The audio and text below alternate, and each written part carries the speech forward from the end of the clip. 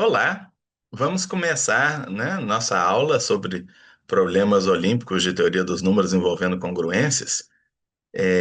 Então eu vou compartilhar aqui os slides, né? Então, bem-vindos a todos, né, para mais esse Prolímpico.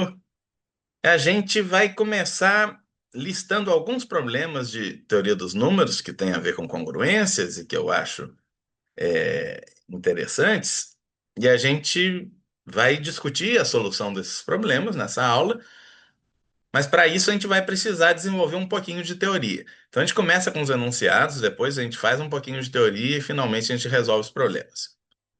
Tudo bem? Vamos lá. O primeiro problema, né? Ele trata, ele tem dois itens, né? O item A, ele pede para provar que para todo inteiro positivo n, existe um múltiplo de n que só tem os dígitos 0 e 1 na representação decimal, né? E o item B pede para provar esse fato que se n e k são inteiros positivos com n maior que 1, então n elevado a k menos 1 é um múltiplo de n menos 1 ao quadrado, se e somente se k, o expoente k, é múltiplo de n menos 1. Muito bem, a ideia é que esse problema 1 a gente consegue resolver com técnicas ainda bastante elementares, né? Mas os outros a gente vai precisar um pouquinho mais de teoria. Vamos lá. O problema 2 é uma versão mais explícita, digamos, de um problema que caiu na OBM, né, na Olimpíada Brasileira de Matemática de 1991. Dá para deduzir pelo enunciado, né, que tem a ver com o número 1991. E é provar, o problema original era provar que existe algum número da forma 1999991, né, um seguido de um monte de 9 seguido de um, mas com mais de dois noves, né? Com mais de dois noves e que fosse múltiplo de 1991. Essa versão do problema pede para encontrar explicitamente um n maior que 2 com essa propriedade. Quer dizer, um n maior que 2, só que se você considera o número 199991 com n noves, esse número é múltiplo de 1991. O problema 3, ele pede para encontrar explicitamente uma potência de 2 que é grande, tem mais de 2.000 dígitos, mas se você olha para os 2.000 últimos dígitos, ele tem pelo menos 1.000 zeros. 1.000 dígitos iguais a zero, é, dentre esses últimos 2.000 dígitos, né? Tem muitos zeros nos últimos 2.000 dígitos. E, finalmente, o problema 4 ele trata é um problema de congruências, naturalmente, quer dizer, e ele trata do comportamento de torres de inteiros. O que é uma... Então, essa sequência, né, que começa com x1 igual a xk mais 1 é a elevado a xk, né? O xk é chamado uma torre de base A e altura K. Então, o primeiro termo o A é um inteiro positivo dado, né? O primeiro termo da sequência é A. O segundo é A elevado a A. O terceiro é A elevado a A elevado a A. O quarto é A elevado a A elevado a A elevado a A. Então, tem essas torres de A's, né? E a ideia é olhar para essa sequência módulo nzinho, perdão. Né? A gente quer mostrar que essa sequência, a partir de um certo ponto, ela fica constante, módulo nzinho. Ou seja, que existe um inteiro positivo nzão grande, né? Tal que se k é maior ou igual a nzão. Então, xk mais um menos xk é múltiplo de nzinho, ou seja, xk mais um é congruente a xk módulo nzinho, na linguagem que a gente vai desenvolver daqui a pouquinho, né? Então, a tradução desse problema é que módulo nzinho, a sequência das torres de A, fica eventualmente constante, fica constante a partir de um certo ponto. Um caso particular interessante disso, que eu gosto, é tomar, por exemplo, nzinho é 10 igual a 10 elevado a 1.000 e azinho igual a 2, por exemplo. Então, a sequência das torres de 2, que é 2, 2 elevado a 2, 2 elevado a 2 elevado a 2, assim por diante. E olhar módulo 10 elevado a 1.000 é olhar para as 1.000 últimas casas decimais, para os 1.000 últimos dígitos. E um caso particular desse problema é que esses 1.000 últimos dígitos estabilizam. A partir de um certo ponto, eles ficam sempre a mesma coisa, né? Muito bem. Então, a gente tem esses quatro problemas, cujas soluções a gente pretende discutir é, é, no fim dessa aula, né? E a gente, para isso, para resolver esses problemas, a gente vai precisar fazer um pouquinho de teoria. Então, sem mais delongas, vamos lá, um pouquinho de teoria. A gente começa com essa proposição, que é uma proposição clássica sobre o MDC de dois números inteiros, não ambos nulos, né? é uma proposição que garante a existência do MDC, mas mais do que isso, ela diz que o MDC pode ser escrito como combinação linear dos dois números A e B com coeficientes inteiros, né? E mais do que isso, que ele é múltiplo de qualquer outro divisor comum de A e B. Então vamos lá, mais precisamente, você tem A e B inteiros não nulos, não ambos nulos, né? Então sempre existe um único inteiro positivo D, que é um divisor comum de A e B, que é D divide A, D divide B. E para todo C natural, se C divide A e C divide B, então C divide D. Tem essa notação, né? Que não sei se todo mundo está acostumado. D divide A significa que D é um divisor de A. Em outras palavras, que existe um R inteiro, tal que A é igual a D vezes R, né? Quer dizer, que A é um múltiplo de D, ou D é um divisor de A. Então tem essa notação, D divide A, né? Que aparece aqui, D divide A, D divide... Então, nesse caso, D divide A, D divide B, quer dizer, D é um divisor comum de A e B. E para todo C natural, se C é um divisor comum de A e B, então C tem que ser um divisor de D.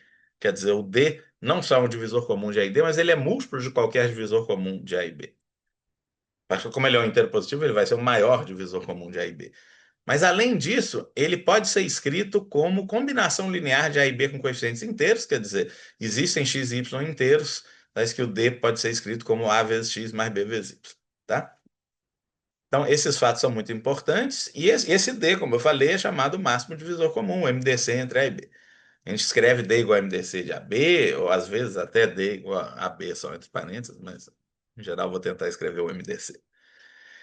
Vamos provar esse teorema. Tem uma prova curta, mas bastante esperta, que é essa que está aqui embaixo, que envolve considerar esse conjunto I de AB, que é exatamente o conjunto de todas as combinações lineares, é, de todas as combinações lineares de A e B com coeficientes inteiros, é o conjunto de todos os números da forma AX mais BY, onde X e Y são inteiros, né? Esse conjunto, ele em princípio, ele tem elementos positivos, negativos, o zero é um elemento desse conjunto, mas a gente vai olhar só para os elementos positivos dele. Vamos considerar o menor elemento positivo de AB. Ele tem elementos positivos, que, por exemplo, módulo de A mais módulo de B pertence a esse conjunto, né? Módulo de A, ou é A ou é menos A, quer dizer, ou é A vezes 1 ou A vezes menos 1. E módulo de B também, ou é B ou é menos B. Então, módulo de A mais módulo de B pertence a esse conjunto e certamente é positivo, porque eu estou supondo que A e B não são ambos nulos. Então, esse conjunto ele tem elementos positivos, ele é um subconjunto dos inteiros, então os elementos positivos são todos naturais. Todo conjunto não vazio de naturais tem um menor elemento, né, chamado princípio da boa ordenação. Isso é fácil de ver, né? Você tem um conjunto que pega um elemento qualquer, digamos, suponha que 1000 pertence ao conjunto. Ele pode ter um elemento menor, e aí você troca. Aí você pode ter outro elemento menor. Mas você consegue diminuir no máximo 1000 vezes, que senão depois disso o número fica negativo. E o conjunto é de inteiros positivos. Então, em algum momento, você vai chegar no menor elemento do conjunto. Quer dizer, muito informalmente, não é difícil se convencer que todo conjunto não vazio de inteiros positivos tem um menor elemento. Muito bem. E esse menor elemento positivo desse conjunto I de AB a gente chamou de D. Não por acaso, esse D vai ser o MDC, como a gente vai ver, né? A gente já chamou ele de D. Mas para ver que ele é um MDC, a gente tem que ver que ele é um divisor comum de A e B. Vamos ver que ele é um divisor de A. Na verdade, os papéis de A e B na definição desse D são muito simétricos. Então, se eu provar que ele é um divisor de A, ele vai ser um divisor de B de um jeito completamente análogo, né? Vamos ver por que ele é um divisor de A. É, a gente sempre pode pegar o A e tentar dividir por D, né? Eventualmente deixando um resto. Quer dizer, tem a divisão euclidiana, dado qualquer inteiro, você pode dividir por um inteiro positivo, quer dizer, você pode escrever, né, no nosso caso, D é um inteiro positivo, você pode escrever o A como D vezes Q mais R, né, o Q é o quociente e R é o resto, e o resto é sempre menor que o divisor. O R é menor que D e é maior ou igual a zero. Poderia ser zero, se for zero, quer dizer que o A é um múltiplo de D, né, você teria A igual a DQ. E justamente a gente quer provar que o R é zero, a gente quer provar que o resto é zero. Muito bem. O resto você pode escrever como A menos DQ. Por outro lado, o D pertence a esse conjunto I de AB, né? Então, o D pode ser escrito como A vezes x0 mais B vezes y0 para certos x0 e y0 naturais. Então, o R é A menos DQ é A menos Q que multiplica AX0 mais BY0. Você pode escrever assim, como A que multiplica 1 menos QX0, mais B que multiplica menos QY0. Isso é um elemento do conjunto I de AB, porque é A vezes um inteiro mais B vezes outro inteiro, né?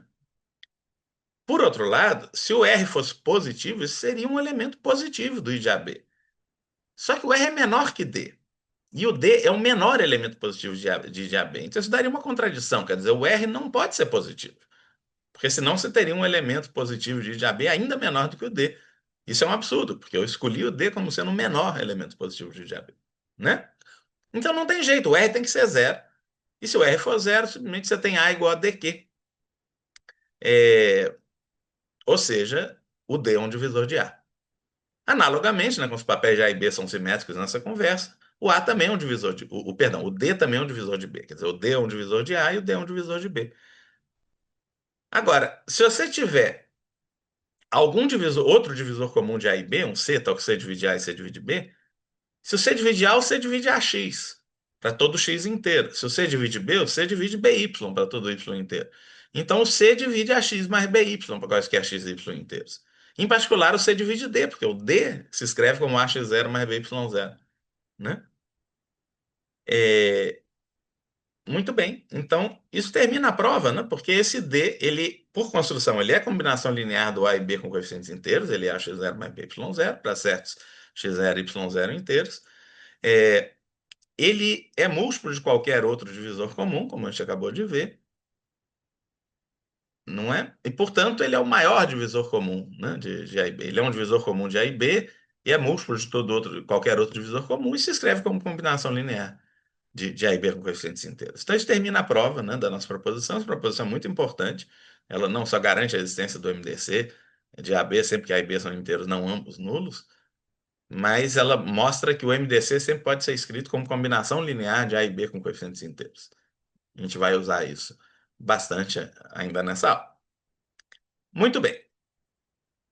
Vamos agora para a noção de congruência, de quando que dois inteiros são congruentes, módulo inteiro n, né?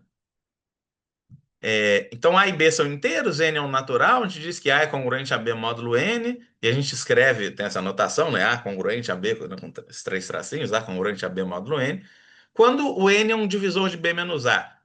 Se quiserem, quando B menos A é múltiplo de N, quer dizer, o B menos A se escreve como K vezes N para algum K inteiro. Congruência módulo zero não tem graça nenhuma, porque o zero só é divisor de zero, né? Qualquer inteiro vezes zero dá zero.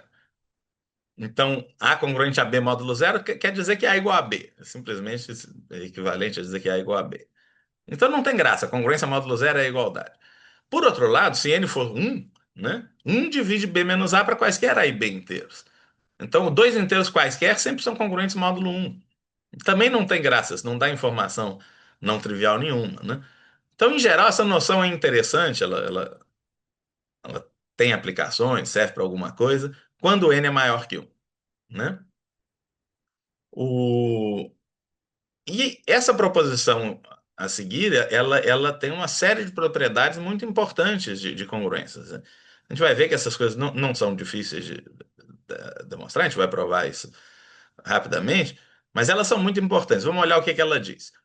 Então você tem A, B, B', C e N inteiros, né? É, o A é sempre congruente a ele mesmo módulo N, qualquer N. A propriedade B diz que se A é congruente a B módulo N, então B é congruente a módulo N. Quer dizer, a congruência módulo N é uma relação simétrica, né? E o primeiro item diz que é uma relação reflexiva. Todo mundo é congruente a si mesmo módulo N. E o terceiro item diz que congruência módulo N é uma relação transitiva. Ou seja, se A é congruente a B módulo N e B é congruente a C módulo N, então A é congruente a C módulo N. Então, as propriedades A, B e C dizem que congruência módulo N é uma relação reflexiva, simétrica e transitiva, portanto, é uma relação de equivalência, né? É, mas temos mais coisas. O item D diz que se A é congruente a A' módulo N e B é congruente a B' módulo N, então A mais B é congruente a A' mais B' módulo N. Quer dizer, congruência se comporta bem em relação a somas, né? Você troca o A para um cara congruente a A, o B para um cara congruente a B módulo N, a soma resultante vai ser congruente a A mais B módulo N, né? Então, a soma está bem definida módulo N, a gente vai usar isso explicitamente no futuro próximo, né? E o item E diz a mesma coisa para multiplicação. Se A é congruente a A' módulo N e B é congruente a B' módulo N, então A vezes B é congruente a A' vezes B' módulo N. Tá? Vamos lá, vamos provar isso.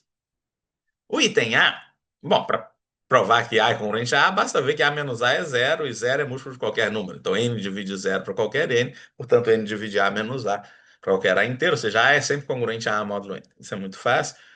Já para o item B, dizer que A é congruente a B módulo N quer dizer que N divide B menos A. Mas se N divide B menos A, então N também divide A menos B, porque A menos B é simplesmente o simétrico de B menos A. Se vocês quiserem, é menos um vezes B menos A.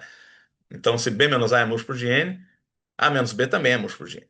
Ou seja, se A é congruente a B módulo N, então B é congruente a módulo N, as coisas são equivalentes, de fato, né? Para o C, vamos lembrar o que é o C. Se o A é congruente a B módulo N e o B é congruente a C módulo N, então A é congruente a C.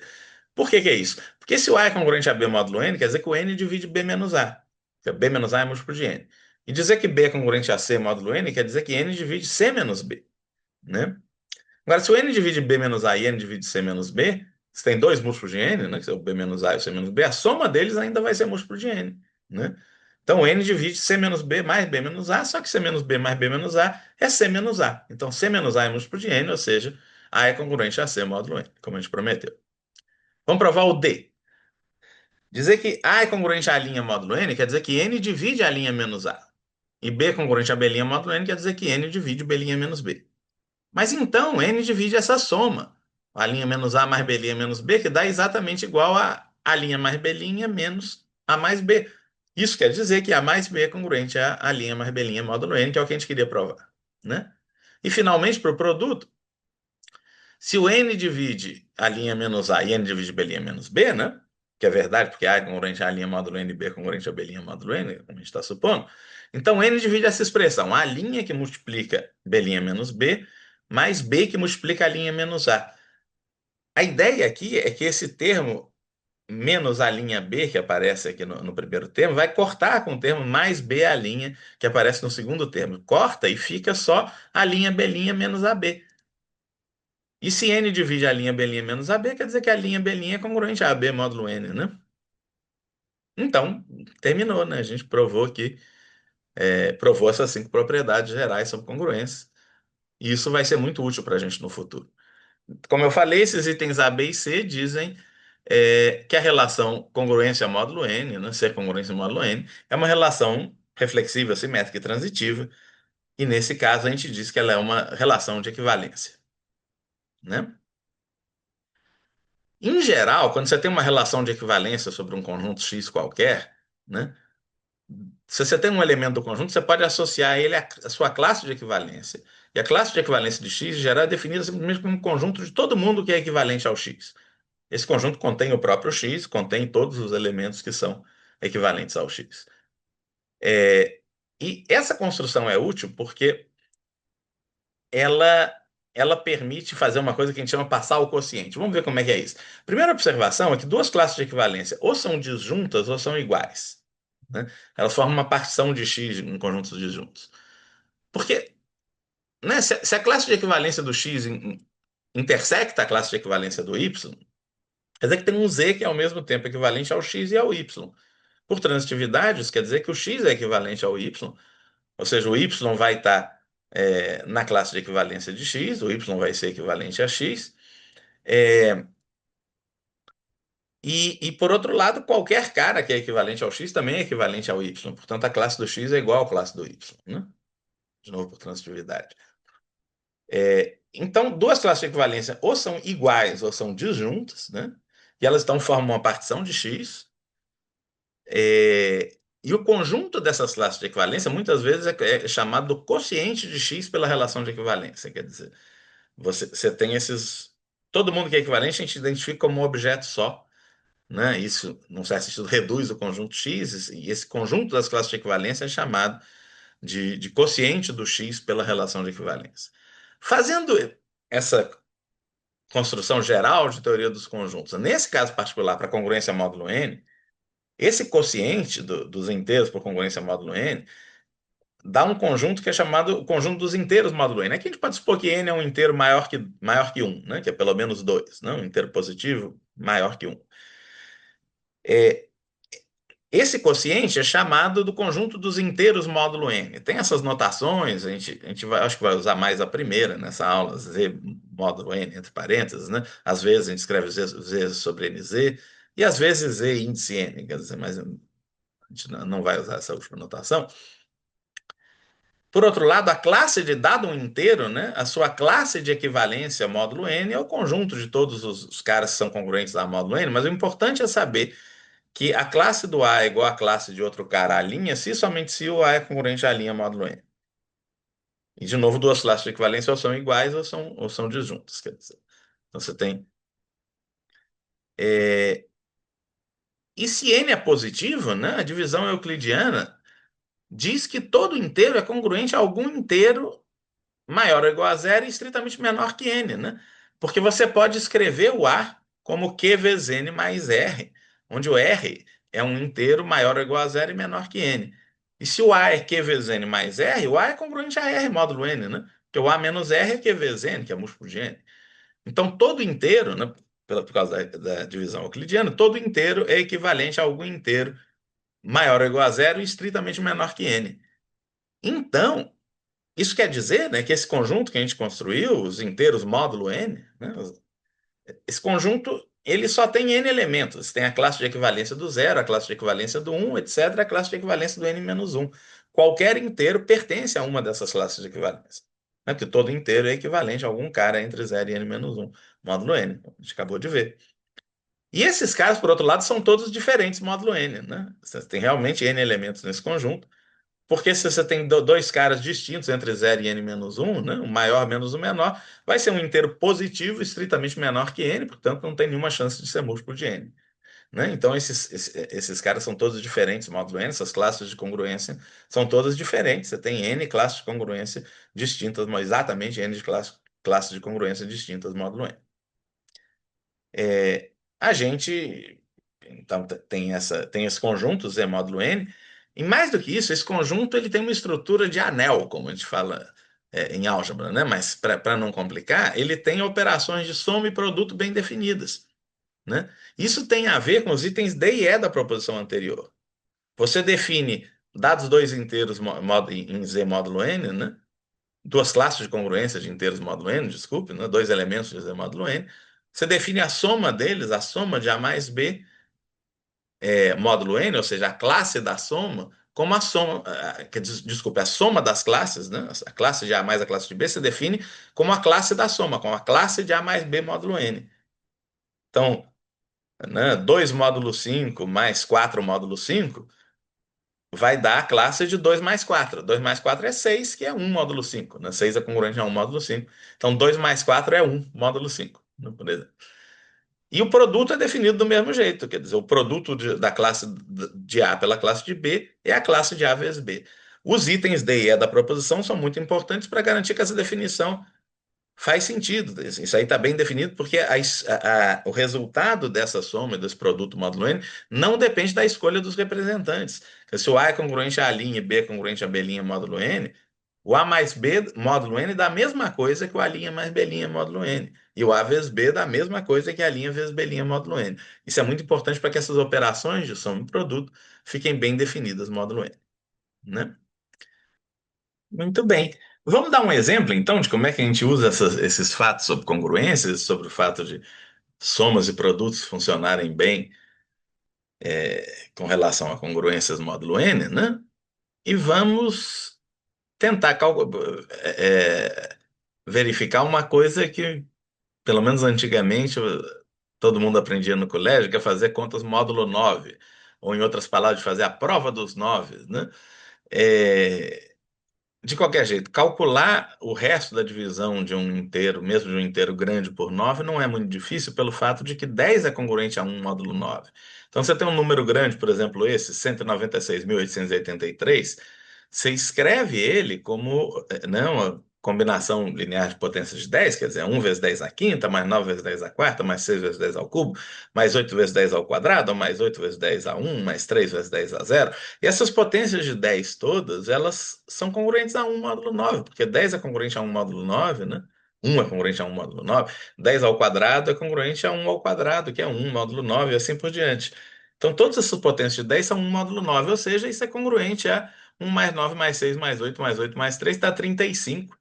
E 35 é congruente a 8 módulo 9. Dá até para usar o mesmo método e fazer 3 mais 5, que dá 8, não? Mas de qualquer jeito, 35 é congruente a 8 módulo 9, isso é fácil de checar de um jeito ou de outro. E, portanto, o resto da divisão desse número, né, grande, 196.883 por 9, dá 8, sem precisar fazer a conta de dividir completa, né? Então, esse critério de divisibilidade por 9, mais em geral de achar o resto da divisão de um inteiro dado por 9, funciona bem e o melhor argumento para justificar esse critério é usar congruências, né? Vamos para outro resultado importante. Essa proposição diz que se você tem A e N inteiros, né? Então o A é invertível módulo N, quer dizer, existe um outro inteiro que multiplicado por A dá um módulo N, se somente se o A é primo com N, quer dizer, se somente se o MDC entre A e N dá um. E a prova é simples usando o resultado anterior. Se AB é congruente a um módulo N, quer dizer que AB menos um é um múltiplo de N, é da forma N vezes K para algum K inteiro. Ou seja, existe algum K inteiro, tal que N vezes K é um menos AB. E, portanto, né, o AB mais NK vai ser igual a um. Só que o MDC entre A e N divide A e divide N, portanto, ele divide AB mais NK. Só que AB mais NK é um, então o MDC entre A e N divide um.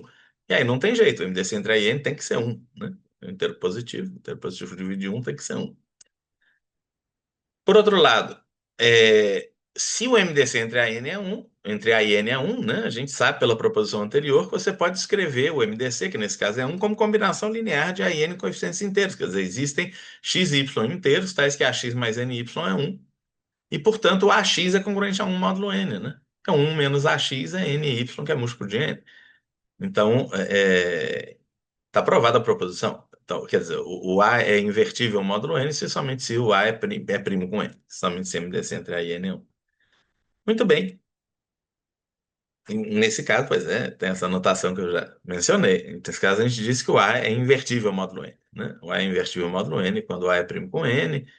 E esse B, né, qualquer inteiro B, tal que A vezes B é congruente a um módulo N, é chamado o inverso de A módulo N. Esse inteiro B está bem definido módulo N, quer dizer, qualquer outro inteiro com essa propriedade vai ser congruente a B módulo N. Ou seja, se AB é congruente a um módulo N e A B' também é congruente a um módulo N, né, então A vezes B é congruente a B' módulo N, você pode multiplicar tudo por B de novo, o lado esquerdo vai ficar AB ao quadrado, mas que é AB vezes B. Só que o AB é um. Então, AB vezes B dá B módulo. Então, B é congruente a AB ao quadrado. Como o AB é congruente ao AB', o AB ao quadrado é congruente a AB'B'. Só que a BB', de novo, como o AB é um módulo N, isso é congruente a B', é congruente a 1 vezes B', que é B' módulo N, né? E, portanto, o B é congruente a B', por transitividade, né? B é congruente a B' módulo N. Então, se o A é primo com N, ele tem um inverso multiplicativo, e esse inverso multiplicativo módulo N é o único módulo N, né? Nesse sentido. Um corolário é que se o MDC entre a N é um e a B é congruente a B' módulo N, agora B não é necessariamente o inverso multiplicativo do A módulo N. B é qualquer cara, né? B é qualquer inteiro módulo N. Se A vezes B é congruente a vezes B' módulo N, então o B tem que ser congruente a B' módulo N. Para provar esse corolário, de novo, é só multiplicar por um inverso multiplicativo do A, né? Porque como A é primo com N, ele tem um inverso multiplicativo, que nesse caso eu chamei de C, né? Tal que AC é congruente a 1 módulo N. Então você multiplica todo mundo por C nessa igualdade, o ABC vai ser congruente ao AB', módulo N, né? Só que o AC é congruente a 1 módulo N, portanto o ABC é congruente a B módulo N, é B vezes AC, né? É B módulo N. E o A'(C) é congruente a B' módulo N. Então você conclui que o B é congruente a B' módulo N, que é o que a gente queria. Muito bem. Quer dizer, o que quer dizer isso? Quer dizer que se o A é primo com N, você tem essa igualdade, AB é congruente a B' módulo N, você pode cortar o A. Né? Isso é como uma lei de cancelamento. Você corta o A, quer dizer, você multiplica pelo inverso multiplicativo do A e conclui que B é congruente a B' módulo N. Né? Isso é muito útil. E a gente definiu o Z módulo N, o anel dos inteiros módulo N, né? a gente tem um subconjunto muito importante dele, que é o conjunto das classes de congruência dos inteiros primos com n, ou se você quiser, o conjunto das classes módulo n que são invertíveis módulo n. Então, é, então, esse é chamado o grupo dos invertíveis módulo n. Ele é um grupo porque um produto de invertíveis módulo n é invertível, né? Você tem dois caras primos com n, o produto é primo com n. Se você quiser, tem dois caras invertíveis módulo n, o produto é invertível, o inverso do produto é o produto dos inversos, né? Então, o produto de elementos de Z módulo n, o inverso de elementos de Z módulo n, né, módulo n, vão ser elementos invertíveis módulo n, quer dizer. Então, isso é o que a gente chama um grupo, né? Qualquer elemento, né? Dois caras de Z módulo n estrela, quaisquer, são tais, o produto deles sempre vai estar em Z módulo n estrela. E dado um cara de Z módulo n estrela, o inverso dele, módulo n, que está bem definido, também pertence a Z módulo n estrela, né? Então, muito bem. E a gente define a função de Euler, φn, né, como o número de elementos desse conjunto Z módulo n estrela, que é um subconjunto de Z módulo n, né? Então, certamente isso tem no máximo n elementos, mas em geral vai ter menos. Esse φn, se você quiser, ele conta quantos caras tem entre 0 e n menos 1 que são primos com n, né? Conta, conta então quantas classes de inteiros módulo n são invertíveis, né? Esse é chamar a função φ de Euler, φ1 é 1, φ2 é 1, em geral, para n maior que 2, o φ de n, para n maior ou igual a 2, né? Φ de n está sempre, bom, perdão, para n maior que 2, φ de n está sempre estritamente entre 1 e n, né? Porque o zero, para n maior que 1, o zero nunca é invertível módulo n, né? Por outro lado, para n maior que 2, você tem pelo menos o 1 e o n menos 1, que são primos com n, né? Então, φ de n vai ser pelo menos 2. Então, φ de n vai estar estritamente entre 1 e n para n maior que 2.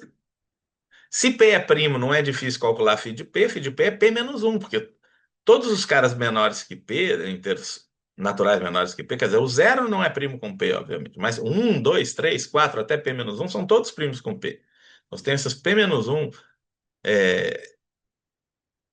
P-1 classes de inteiros módulo P que vão ser invertíveis módulo P. Em geral, se você pega uma potência de um primo, né, φ de P elevado a K, também não é difícil de calcular. Isso é P elevado a K menos P elevado a K menos 1. Porque, olha, um cara entre 0 e P elevado a K, ele só não é primo com P elevado a K se ele for múltiplo de P. Então, você tem essas P elevado a K classes de congruência módulo P a K, você tem que jogar fora as que correspondem a múltiplos de P. E aí você tem a classe do zero, a classe do P, a classe do 2P, etc., até a classe do P que multiplica PAK menos 1 menos 1. Né? Mas você tem P elevado a K, quer dizer, a cada P classes consecutivas, exatamente uma é múltiplo de P. Você tem P elevado a K classe, tem P elevado a K dividido por P, ou seja, P elevado a K menos 1 classe, que correspondem a múltiplos de P e, portanto, não são invertíveis no módulo PAK. Então, φ de PAK, quer dizer, o número de caras invertíveis do módulo PAK é PAK menos PAK menos 1. Né? Muito bem. A gente diz que, né, φ de n inteiros forma um sistema completo de invertíveis módulo n. Quando você olha para as classes desses inteiros módulo n, você obtém todas as classes invertíveis módulo n. Né? Ou seja, quando esse conjunto da classe do B1, classe do B2, a classe do B φ de n, tudo módulo n, obviamente, se isso coincidir com todo o Z módulo n estrela, ou seja, com todas as classes invertíveis módulo n. Né? Essa é uma definição. E agora a gente tem um teorema muito bacana e muito útil, que é o teorema de Euler-Fermat. Diz o seguinte: você tem A e M inteiros com M positivo e A' com M, né? MDC entre A e M é 1. Então, sempre tem uma potência de A que é congruente a 1 módulo M. Mais que isso, tem um expoente universal, que é φ de M. Qualquer cara primo com M, se você elevar a φ de M, vai dar sempre 1 módulo M. Esse é um teorema muito bacana. E a gente vai ver que a prova não é tão complicada assim, usando o que a gente já discutiu. Se a gente considera se a gente pega um sistema completo de invertíveis módulo M qualquer, quer dizer, por exemplo, todos os caras entre 0 e M-1 que são primos com M, né? Você tem φ de M caras, né? Φ de M, classes de congruência módulo M que são primas com M, né? Então você meio que listou todos os elementos de Z módulo M estrela, no certo sentido. Né? Então você lista esses φ de M inteiros e representam todas as classes de invertíveis módulo M. E o A é primo com M, né? O A é dado primo com M. Se você multiplicar o A por esses caras, pelo R1, pelo R2, tá, pelo F de M, você vai obter caras invertíveis módulo M, porque o produto, o A é invertível módulo M, os RJ são invertíveis módulo M. Quando você multiplica dois invertíveis módulo M, você tem um invertível módulo M. Então, esses AR1, AR2, etc., AR de M, são todos invertíveis módulo M. E mais do que isso, eles formam um sistema completo de invertíveis módulo M. Porque você tem φ de M, caras, aí. E você só tem φ de M classes de invertíveis módulo M. Na verdade, a gente só precisa ver que essas φ de M classes, né, a classe do AR1, do AR2, do AF de M, são todas distintas, módulo M, né?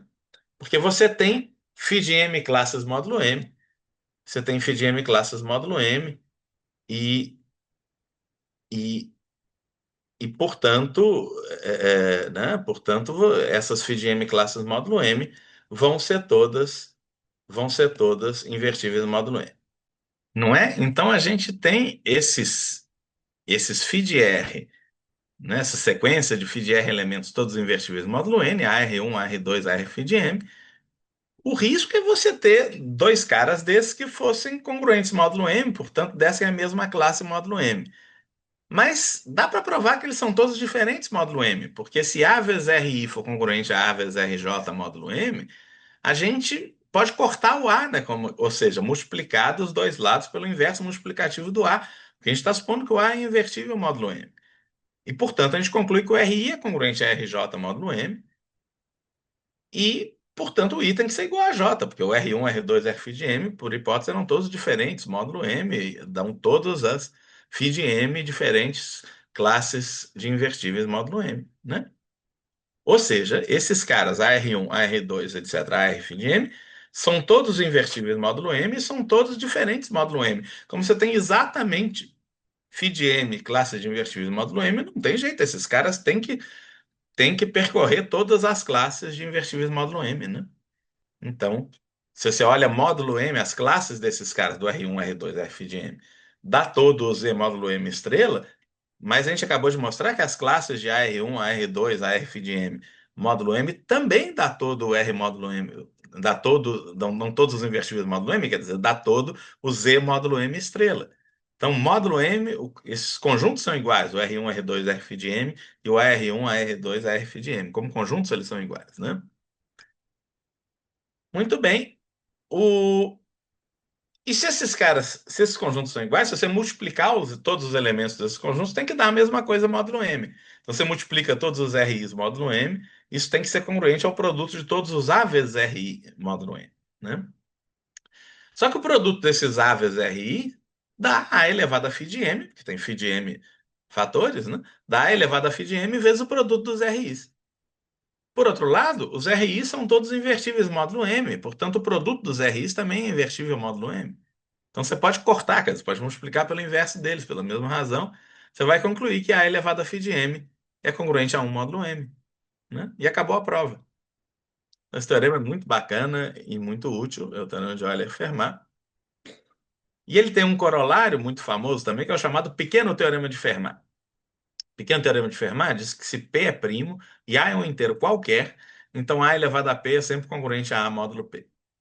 Como é que a gente prova isso? Bom, tem dois casos. Ou o A é múltiplo de P ou não é. Se o A for múltiplo de P, o A é zero módulo P. E qualquer potência positiva do A também é zero módulo P. Quer dizer, o A elevado a P vai ser congruente a A, ambos vão ser congruentes a zero módulo P, né?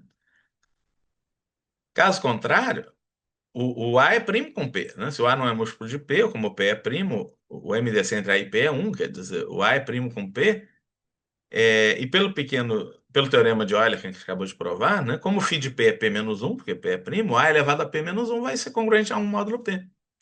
E agora é só multiplicar por A dos dois lados, você vai concluir que A elevado a P é congruente a módulo P. Então, em qualquer caso, A elevado a P é congruente a módulo P. Isso é o pequeno teorema de Fermat, né? Bom, agora a gente está em condições de discutir as soluções dos problemas. Vamos lá, sem mais delongas, vamos para o problema um. Problema um, item A, diz o seguinte, né? Você tem um inteiro positivo n e você consegue um múltiplo de n que só tem os dígitos 0 e 1 na representação decimal. Isso não tem uma solução bastante elementar usando o chamado princípio da casa dos pombos. A gente pode olhar para esses n mais um números que estão listados aí, 1, 11, 111, 1111, etc., até 1, com n mais um dígitos iguais a 1.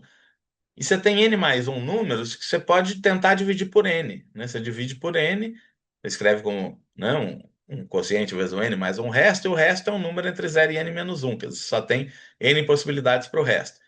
Mas, por outro lado, você tem n mais um números nessa lista. Como você só tem n possibilidades para o resto, não tem jeito, vai ter que ter dois desses caras que deixam o mesmo resto quando você divide por n, né? E se tem dois desses caras que deixam o mesmo resto na divisão por n, digamos resto r, né? Se você subtrair esses caras, não, os dois caras são congruentes a R módulo N, a subtração deles vai ser zero módulo N, quer dizer, vai ser múltiplo de N. E aí você faz o maior menos o menor, é uma conta assim, é um monte de uns menos um pouco menos uns. A subtração é fácil de fazer, um menos um dá zero, um menos um dá zero, vai terminar com um monte de zero, mas vai sobrar um monte de uns aqui, vai dar um número da forma 11000, né? O menor tem i dígitos iguais a 1, maior tem j dígitos iguais a 1, você vai ter j menos i dígitos iguais a 1 no início e i dígitos iguais a zero no fim, né? Então você vai ter um número que só tem zeros e 1 na representação decimal, mais que isso, ele começa com um monte de uns consecutivos, termina com um monte de zeros consecutivos. É, E esse número vai ser múltiplo de n, isso resolve o problema, né? Muito bem. Fizemos já o item A do problemão. Vamos para o item B. O item B pede para provar que se n elevado a k é congruente a 1 módulo n menos 1 ao quadrado, ou seja, se n elevado a k menos 1 é múltiplo de n menos 1 ao quadrado, então o k tem que ser múltiplo de n menos 1, e vice-versa, quer dizer, n elevado a k é congruente a 1 módulo n menos 1 ao quadrado, se somente se k é múltiplo de n menos 1. Vamos provar isso. O truque é escrever n como 1 mais n menos 1, né? Então, n elevado a k é 1 mais n menos 1, tudo isso elevado a k. E a gente pode usar o binômio de Newton. Isso é 1 mais k vezes n menos 1, mais essa soma de j igual a 2 até k, de k escolhe j, vezes n menos 1 elevado a j, né? 1 elevado a qualquer coisa dá 1. Né? 1 elevado a k menos j dá 1. Bom, então o binômio de Newton dá essa igualdade. Só que para j maior ou igual a 2, o n menos 1 elevado a j vai ser múltiplo de n menos 1 ao quadrado. Então, toda essa soma de j igual a 2 até k, de k escolhe j, n menos 1 elevado a j, vai ser zero módulo n menos 1 ao quadrado. A ideia é olhar isso, módulo n menos 1 ao quadrado, isso vai ser congruente a 1 mais k vezes n menos 1, módulo n menos 1 ao quadrado. Ou seja, o n elevado a k menos 1 é congruente a k vezes n menos 1, módulo n menos 1 ao quadrado. E, portanto, o n elevado a k menos 1 é múltiplo de n menos 1 ao quadrado, quer dizer, é zero módulo n menos 1 ao quadrado, se somente se k vezes n menos 1 é múltiplo de n menos 1 ao quadrado. Mas isso é equivalente a dizer que k é múltiplo de n menos 1. E acabou a solução, né? Então fizemos o item A, fizemos o item B. O problema 1. Vamos para o problema 2? Vamos lá. Problema 2 é para encontrar um inteiro positivo da forma 1999991 com mais de dois noves, né? Que é múltiplo de 1991. Então vamos olhar para esses números. O número 1999991 você pode escrever como 2000000 menos 9, né? Quer dizer, se ele tiver n dígitos iguais a 9, vai ser 2 vezes 10 a n mais 1 menos 9. Quer dizer, é 2 seguido de n mais 1 zeros menos 9. Você subtrai e dá esse número aí. Muito bem. Então a gente quer achar valores de n, tais que 2 vezes 10n mais 1 menos 9 é múltiplo de 1991. De novo, para n igual a 2, você tem uma solução trivial, né? Porque o 1991 é múltiplo de 1991. Ou seja, 2 vezes 10 ao cubo menos 9 é o próprio 1991. Isso é zero, módulo de 1991. Mas a gente quer achar outras soluções. Ou seja, a gente quer achar um n maior que 2, então que 2 vezes 10n mais 1 menos 9 é congruente a 2 vezes 10 ao cubo menos 9, módulo de 1991. Porque esse 2 vezes 10 ao cubo menos 9 é zero, módulo de 1991, né? E aí você pode cortar, somar 9 dos dois lados, quer dizer, cortar o menos 9, né? Fica 2 vezes 10n mais 1 é congruente a 2 vezes 10 ao cubo. O 2 é primo com 1991, pode cortar o 2 também. Isso é equivalente a 10n mais 1 é congruente a 10 ao cubo. E você pode cortar o 10 ao cubo. 10 também é primo com 1991. Quer dizer que se você dividir 10n mais 1 por 10 ao cubo, dá 10n menos 2. Então isso é equivalente a 10 elevado a n menos 2, congruente a 1 módulo de 1991. Eu quero um n maior que 2, quer dizer, eu quero uma potência positiva de 10, uma potência com expoente positivo de 10, que dá 1 módulo 1991. O teorema de Euler-Fermat daria uma potência, mas dá para fazer uma coisa até um pouco mais esperta para conseguir uma potência menor, né? 1991, ele não é primo, ele se fatora como 11 vezes 181. 11 e 181 são primos, né? E você pode usar o teorema de Euler-Fermat, não, porque é um teorema de Fermat, para os dois primos, 11 e 181. E ele está dizendo que 10 elevado a 180 dá 1 módulo 181. Por outro lado, 10 a décima dá 1 módulo 11. Mas se 10 a décima dá 1 módulo 11, 10 a 180 também é 1 módulo 11, porque vai ser 10 a décima elevado a 18, né? Ou seja, é congruente a 1 elevado a 18, que é 1 módulo 11. Então, 10 a 180, ao mesmo tempo, é 1 módulo 181 e é 1 módulo 11. Ou seja, 10 a 180 menos 1 é múltiplo de 181 e múltiplo de 11. Como 181 e 11 são primos distintos, ele tem que ser múltiplo do produto, que é 181 vezes 11, que dá 1991. Então, 10 a 180 é congruente a 1 módulo 1991, né? Se você fizer n menos 2 igual a 180, então, ou seja, n igual a 182, você vai ter que 10 elevado a n menos 2 é 1 módulo 1991. E, portanto, né, pelas equivalências acima, o 2 vezes 10 elevado a 183 menos 9 vai ser múltiplo de 1991, ou seja, o número 1999991 com 182 termos iguais a 9, dígitos iguais a 9, né? Vai ser múltiplo de 1991. Então, n igual a 182 é uma resposta para o problema. Achamos um n maior que 2, que é essa propriedade. Né? Muito bem, fizemos o problema 2. Vamos para o problema 3. O problema 3 é encontrar, né, exibir um inteiro positivo n maior que 2, tal que 2 elevado a n tem mais de 2.000 dígitos, então é grande, né, tem mais de 2.000 dígitos na representação decimal. Se você olha para os 2.000 últimos dígitos, tem pelo menos 1.000 dígitos iguais a zero. Que parece uma coisa meio estranha, né? Mas como é que a gente faz isso? Bom, olhar para os 1.000 últimos dígitos de um número é a mesma coisa que olhar para o número módulo 10 elevado a 1.000, né? Isso é para o resto da divisão por 10 elevado a 1.000. Né? O múltiplo de 10 elevado a 1.000 sempre termina com 1.000 zeros. Aí você soma qualquer coisa. Então, a gente está interessado na congruência dessa potência de 2 módulo 10 elevado a 1.000. 10 elevado a 1.000 é 2 elevado a 1.000 vezes 5 elevado a 1.000. A congruência módulo 2 elevado a 1.000, a gente não vai ter muita escolha, porque o n vai ser bem grande. Se o 2 elevado a n tem mais de 2.000 dígitos, certamente o 2 elevado a n vai ser múltiplo de 2 elevado a 1.000. Então, aí a gente não tem muita escolha. Mas módulo 5 elevado a 1.000 a gente pode escolher, né? E mais que isso, o teorema de Euler-Fermat diz que tem uma potência de 2 que dá 1 módulo 5 elevado a 2.000, né? Desculpe, né? Eu estou olhando para os 2.000 últimos dígitos, é uma congruência módulo 10 elevado a 2.000. Então a gente está interessado na congruência módulo 5 elevado a 2.000, que é o que a gente consegue controlar. 2 elevado a φ de 5 a 2.000 dá 1 módulo 5 a 2.000 pelo teorema de Euler-Fermat, né? Então tem uma potência de 2 que dá 1 módulo 5 a 2.000. O que quer dizer isso? Quer dizer que 2 elevado a φ de 5 a 2.000 é 5 elevado a 2.000 vezes um certo inteiro b mais 1. Mas eu estou interessado em uma congruência módulo 10 a 2.000. O que a gente pode fazer para o 5 elevado a 2.000 virar 10 elevado a 2.000? A gente tem que multiplicar por 2 elevado a 2.000. Então, vamos multiplicar todo mundo nessa igualdade por 2 elevado a 2.000. Você vai ter 2 elevado a 2.000 mais φ de 5 a 2.000, né? Quando você multiplica por potência de 2, dá uma potência de 2. Isso dá 10 elevado a 2.000 vezes b mais 2 elevado a 2.000. Muito bem, então a gente tem essa igualdade. Tem uma potência de 2, que é 10, que é um múltiplo de 10 a 2.000, mais 2 a 2.000. Quer dizer, essa potência de 2 é congruente a 2 a 2.000, módulo 10 a 2.000. E como a gente vai ver, isso vai resolver o nosso problema, porque 2 a 2.000, tá bom, é um número grande, mas não é tão grande assim. Por quê? Né, isso quer dizer que, né, que os 2.000 últimos dígitos dessa potência de 2, 2 elevado a 2.000 mais φ de 5 a 2.000, coincidem com os 2.000 últimos dígitos de 2 elevado a 2.000. Na verdade, com 2 elevado a 2.000, que 2 elevado a 2.000 tem menos de 2.000 dígitos, tem bem menos de 2.000 dígitos. Porque vocês notem que 2 ao cubo dá 8, é menos que 10, né? Então, 2 elevado a 2.001, que é 2 ao cubo elevado a 667, é menor que 10 elevado a 667. E 2 a 2.000 é menor que 2 a 2.001, né? Então, 2 a 2.000 é menor do que 10 a 667, o que quer dizer que 2 a 2.000 tem no máximo 667 dígitos. Então, esse 2 a 2000 que a gente está somando com o 10 a 2000 vezes B, ele ocupa no máximo 667 dígitos no final.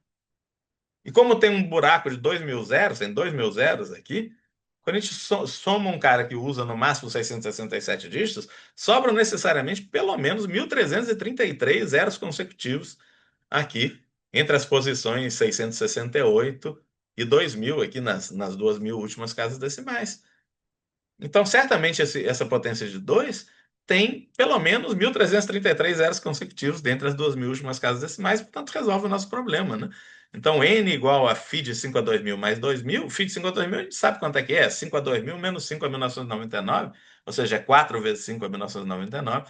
Então, 4 vezes 5 a 1999 mais 2.000 é um valor de n explícito que satisfaz as condições enunciadas. Isso resolve o problema 3, né? Maravilha. Vamos para o 4, então, o nosso último problema. Que é esse problema, que eu acho bem bacana, sobre comportamento de torres módulo n. Né? Você dá um A e um n qualquer, e considera essa sequência das torres de A, né? Torres com base A. Que é definido desse jeito: x1 é A, xk mais 1 é A elevado a xk. Então é A elevado a A, A elevado a A elevado a A, A elevado a A elevado a A elevado a A, etc. E o que esse problema está dizendo é que essa sequência ela acaba ficando constante em módulo n. Quer dizer, a partir de um certo ponto, todo mundo fica congruente em módulo n. É, ou seja, existe um interpositivo nzão, tal que, em outras palavras, xk mais 1 é congruente a xk módulo nzinho para todo k maior ou igual a nzão. Quer dizer, a partir de k igual a nzão, todos os termos são congruentes módulo nzinho. Tá bom? Muito bem, a gente vai provar isso por indução em n, né? Para n igual a 1 é óbvio, porque todo mundo é congruente em módulo 1. Dois inteiros quaisquer são congruentes em módulo 1, não tem graça nenhuma. Vamos supor n maior que 1 e vamos supor, né? E vamos tentar fazer um passo de indução. Não? Se o Azinho for 1, a gente tem a torre de 1 vai dar tudo 1, né? Quer dizer, se o Azinho é 1, o X1 é 1, o XK mais 1 é 1 elevado a XK também é 1, todos os XK são 1, e portanto todos são congruentes módulo Nzinho, independente de quem seja o Nzinho, né? Todos os XK são iguais. Então, nesse caso também é muito fácil. A gente vai supor agora que o Azinho é maior ou igual a 2, né? Se o Azinho é maior ou igual a 2, então essas torres de Azinho elas crescem rápido, né? O xk mais 1 é pelo menos 2 elevado a xk, né? É A elevado a xk, então é pelo menos 2 elevado a xk, e 2 elevado a xk é estritamente maior que k. Então a sequência dos xk é estritamente crescente. Na verdade, ela cresce bem rápido. Agora a gente vai olhar para a fatoração prima do n, porque o n pode ter fator comum com A, né?